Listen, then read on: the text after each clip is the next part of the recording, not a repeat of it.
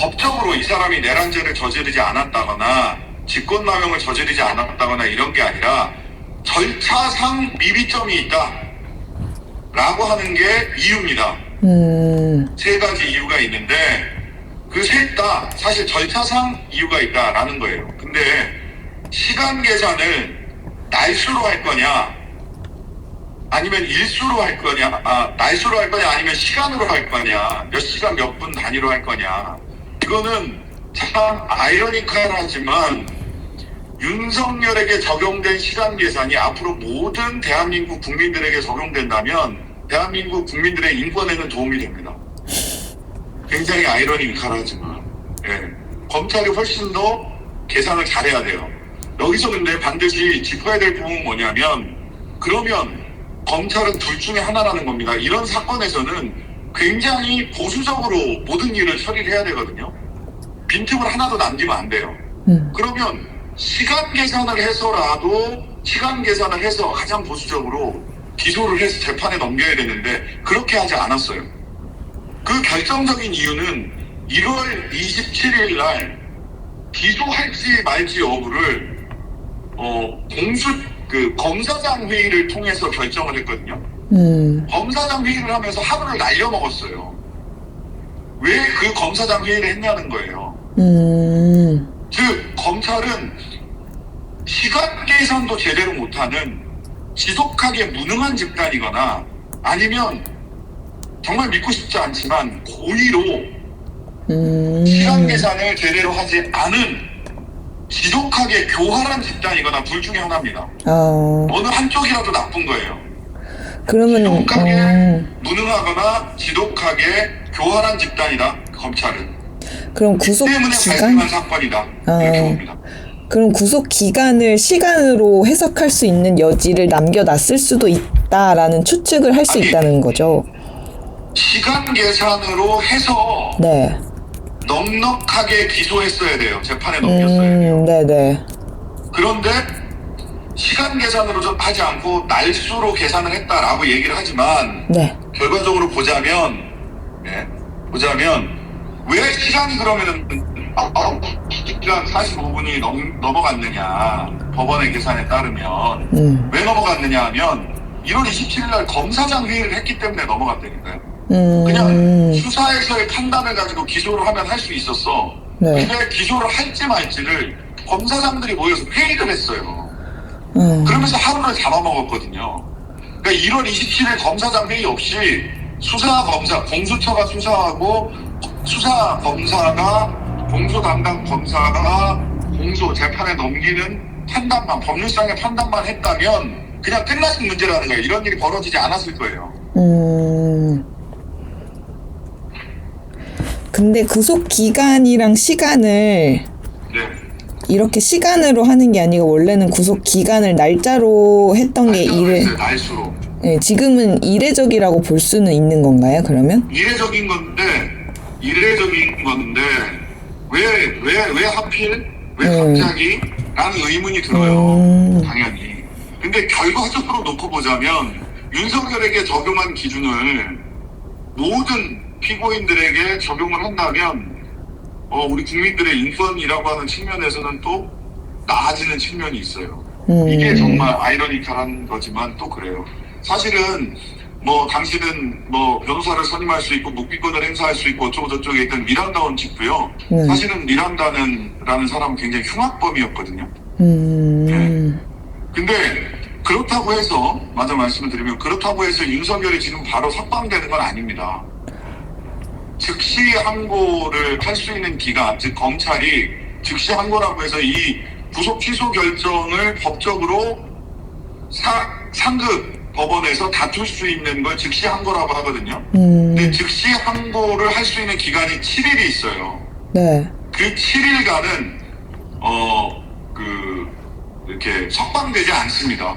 그러면 그 7일간 뭐를 할 수 있느냐 하면 첫 번째 검찰은 즉시 항고를 해서 상급 법원에 가서 한 번 더 다툴 수 있고요. 구속. 네. 석방하는 거를 취소해달라고 다시 석방할 수 없다. 이거는 구속이 구속 기간을 넘지 않았다라는 주장을 할 수 있을 거고요. 구속 기간을 넘지 않았다라고 주장할 수 있는 근거는 저는 충분히 있다고 생각을 합니다. 그 다음에 두 번째는 재판에 넘겨지면 피의자를 구속을 계속 할 거냐 말 거냐는 전적으로 법원이 판단합니다. 검사는 계속 구속해 주세요라고 진정 내지는 요청은 할 수 있지만 영장을 청구할 수는 없어요. 그렇다면 이 법원에서 다시 윤석열을 구속하는 것도 필요합니다. 즉 윤석열에 대해서 윤석열이 증거인멸의 우려가 있고 도주의 우려가 있다. 특히 윤석열은 증거인멸의 우려가 있습니다. 증거인멸이 있는 증거를 없애는 것도 있지만 뭐가 있냐면 비아폰 서버 같은 대통령실에서 관장하는 증거를 없앨 수도 있고 또 한편으로는 증인들의 증언을 오염시킬 수 있어요. 증인들의 거짓말하라고 계속 부추길 수 있잖아요. 네. 김성훈한테도 그렇고 또 지난번에 우리 재판 과정에서 김현태 대령의 증언이 바뀌는 걸 우리가 봤잖아요. 네. 이렇게 부하들한테 증언을 바꾸라고 거짓말을 하라고 할 수가 있고 이것도 증거인멸의 우려거든요. 따라서 법원은 실질적으로 물리적 증거인멸의 우려 또 증언을 오염시킬 수 있다는 것 그리고 또 하나는 실제로 체포를 계속 방어권을 행사한다라고 하면서 그 경호처를 동원해서 체포를 거부했잖아요. 이 체포를 거부하는 것 역시 도주 우려만큼이나 걱정스러운 부분이죠. 그래서 저는 7일간은 즉시 석방될 이유가 없다. 적어도. 그 다음에 그 기간 동안에 검사는 즉시 항고하고 법원은 직권으로 재구속하라. 이게 해결책이 될 수 있겠습니다. 아, 네. 그러면 검찰에서 석방 지휘서를 구치소에 보내면 석방이 될 수도 있는 건가요? 근데 그거는 검찰이 그렇게 할 수 없어요. 그렇게 하면 위법입니다. 왜냐하면 즉시 항고 기간 동안, 즉시 항고 기간이 7일이거든요. 네. 7일 동안은 석방되지 않습니다, 기본적으로. 아, 예. 석방 지휘서를 보내더라도 7일 이후에 보내야 되는 거예요. 즉시 항고를 포기할 가능성은 없을까? 즉시 항고를 포기할 가능성은 없을까요? 그렇게 했다가는 검찰은 그거는 사실은 직무유기죠. 검찰이 즉시 항고를 포기하는 건 직무유기의 죄를 범하는 거고요. 아까도 말씀드렸다시피 지독하게 무능하거나 지독하게 교활한 검찰은 심우정 총장부터 시작해서 검찰 지휘부는 사퇴해야 되고요. 그 다음에 관련자들은 모두 감찰해야 됩니다. 이것이 지독한 무능의 소치인지 지독한 교활함의 소치인지 구분해 봐야 되죠. 조사해 봐야 됩니다. 이거는 오프 더 레코드인데 그럼 댓글로 오늘 저녁에 석방될 거다 이게 법조계 중론이다 막 이런 글들이 아니 지금 그거는 저는 돌던데 김항상 미시플 띵킹 그렇겠죠? 그랬으면 좋겠어요. 아니 그쪽에서 무슨 얘기를 하냐면 구속 집행정지 결정에 대한 즉시 항고, 검찰의 즉시 항고, 법원이 자, 이 구속은 집행 정지해. 이건 구속 취소예요. 네. 이 구속은 집행을 정지해. 라고 하는 결정을 했을 때 즉시 항고할 수 있다라고 하는 게 형사소송법에 있었어요. 근데 거기에 대해서 위헌 결정을 했거든요. 그런데 구속을 이건 취소하는 것에 대해서 즉시 항고할 수 있다라는 조항은 해석론은 있을 수 있지만 헌법재판소에서 위헌이다라는 결정을 한 적이 없어요. 그러면 그 법문에 따라서 그 법령에 따라서 이 절차는 진행될 수밖에 없거든요. 그러니까 그렇게 윤석열 측에서는 구속 집행 정지에 대해서는 즉시 항고할 수 없다라는 헌법재판소의 결정에 따라서 이거를 유추 해석해서 구속 취소에 대해서도 즉시 항고를 할 수 없다라고 주장하는 거예요. 하지만 그런 결정은 헌법재판소가 한 적이 없어요. 따라서 검사는 즉시 항고할 수 있고 7일 즉시 항고 기간인 7일 동안은 석방될 수 없습니다. 만약 석방 지휘를 한다면 그거는 부당한 지휘이기 때문에 교정본부에서 그 지휘에 따르면 안 됩니다. 그리고 석방 지휘를 했다면 그거는 검찰이 직무유기하고 직권남용하는 겁니다. 석방 지휘하면 직권남용하는 거고요. 즉시항고하지 않으면 직무유기하는 겁니다. 네, 감사합니다. 이거는 짧게만 여쭤볼게요. 그 구속 취소 사유에서 내란죄 수사 권한이 공수처에 없다 이런 취지의 것도 적혀 있던데. 없다가 아니라 네. 원래 없어요. 내란죄는 원래 없는데 인지 수사할 수 있단 말이에요. 즉 직권남용죄를 수사하는 과정에서 내란죄가 인지되었기 때문에 공수처는 수사 범위가 내란죄까지 넓어지는 겁니다. 근데 여기 결정문을 보면 직권남용죄 수사 과정에서 내란죄를 인지했다는 증거나 자료가 없다는 거예요. 이거는 그러니까 이거는 공수처의 무능이죠. 공수처가 무능했다라고 하는 측면이 여기에 나오는 겁니다. 직권남용죄 수사를 하다가 내란죄를 인지했어요. 알게 됐어요. 라고 하는 증거나 자료를 굉장히 꼼꼼하게 만들어서 수사 자료에다가 넣었어야 돼요. 근데 그걸 안 했다는 겁니다. 이거는 공수처의 무능입니다. 공수처도 비판받아 마땅합니다. 이 부분은. 이것도 그런데 그 내란죄가 죄가 없다는 게 아니고 직권남용죄 수사를 하다가 내란죄를 알게 됐어요. 라는 증거를 수사 자료에 공수처가 제대로 넣지 못한 겁니다. 이건 공수처의 무능입니다. 이 부분은 책임져야 돼요. 그러면 마지막으로 지금 탄핵 선고 결과만 목 빠지게 기다리고 있었는데 국민들이 더 불안하실 것 같아요. 한마디만 해주신다면. 저는 어쨌든 즉시항고 기간 동안 지금 당장 피고인 윤석열이 석방될 일은 없다.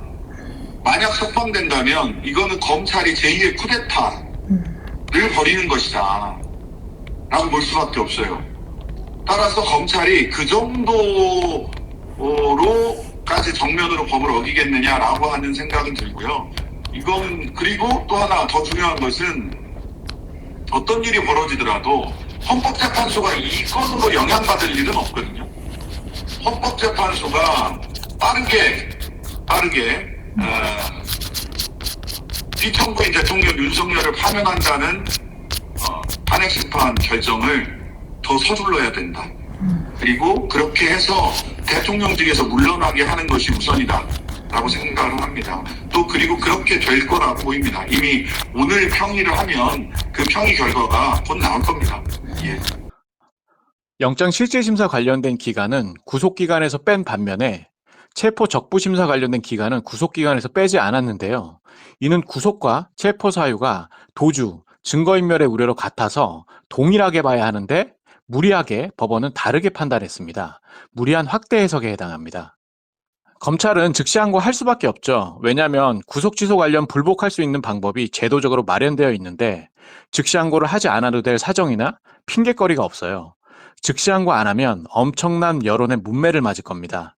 법원은 윤석열의 범죄 행위를 제목별로 분절해서 공수처가 인지했다고 설명했지만 사실상 윤석열의 행위가 직권남용죄와 내란죄에 함께 적용되는 것이라서 공수처가 내란죄와 직권남용죄를 함께 인지해서 수사할 수밖에 없죠. 됐죠? 네.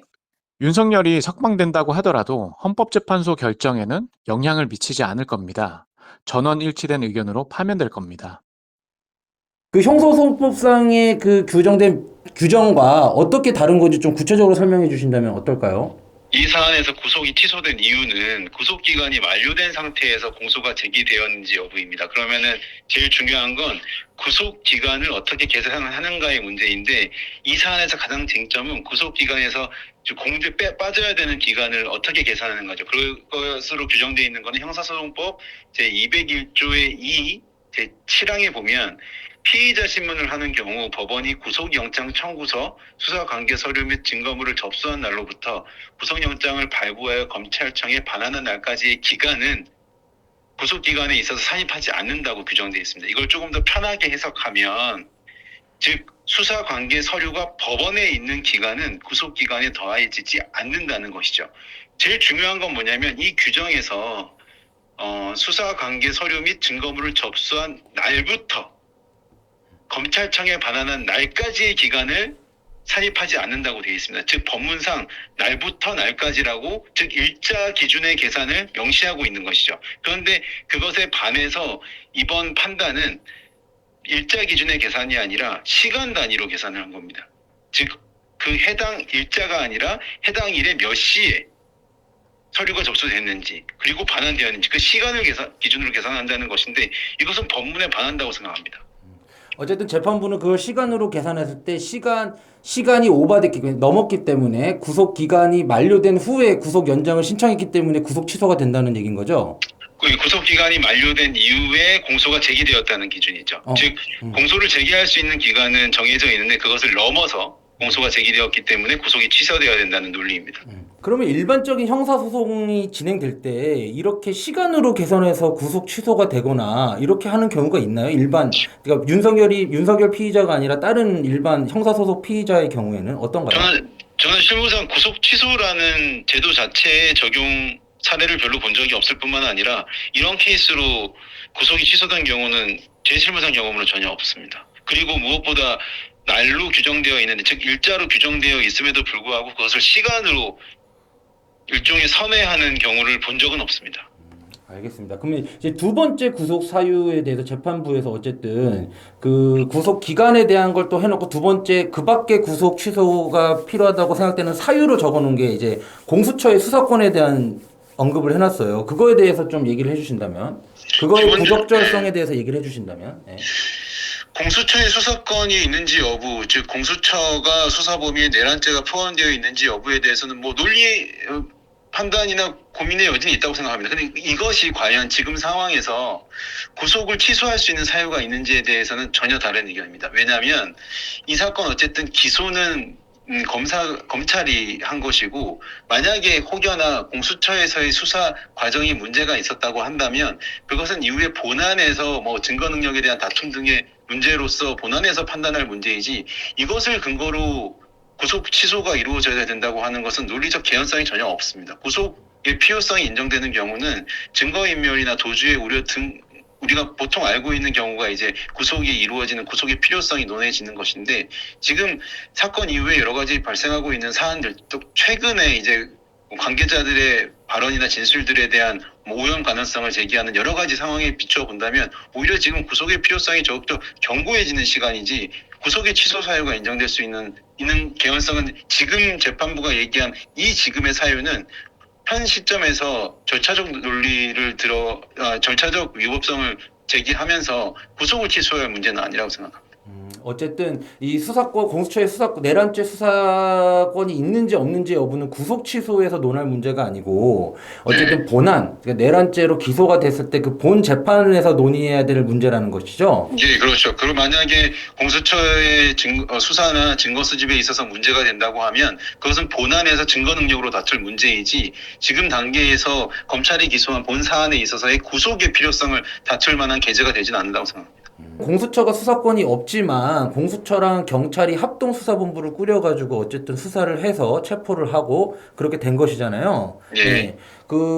그런 걸로 봤을 때는 왜 자꾸 이제 계속 지금 공수처의 수사권이 없다고 하는데 경찰에서 결국 수사했다고 보는 것도 시각도 맞지 않나요? 그건 어떻게 보시나요? 맞습니다. 그러니까 해당 법령이 엄연히 구분되어 있지 않기 때문에 예를 들어서 혐의 하나하나를 쪼개서 현재 합동수사본부가 경찰은 어디, 뭐 공수처는 어디, 검찰은 어디 이 혐의점을 나뉘어서 수사한다는 것 자체가 실무상으로 상식적인 부분에 부합하지 않고 그리고 예를 들어서 어떤 수사의 협조가 이루어졌을 때 이 수사의 범위를 어디로 기소 주체를 판단해야 되는지도 법령상 규정되어 있지 않습니다. 그러니까 그럼에도 불구하고 지금 여기 설명서에도 기재가 돼 있는데 지금 현 시점에서도 법령이나 대법원의 해석이나 판단이 없는 상태에서 이것을 이유로 구속 취소를 한다는 건 오히려 반대적 모순에 빠져든다고 생각합니다. 만약에 대법원의 엄밀한 해석 사례가 있었거나 법령에 엄밀한 규정이 있어서 그것을 위반한 것이 명시적으로 드러났다고 한다면 그럼에도 불구하고 해당 사안이 과연 구속 취소의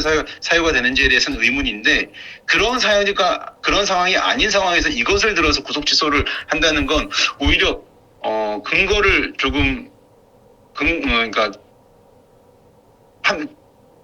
그러니까 적용될 수 없는 근거를 제시한 것 같은 느낌이 듭니다.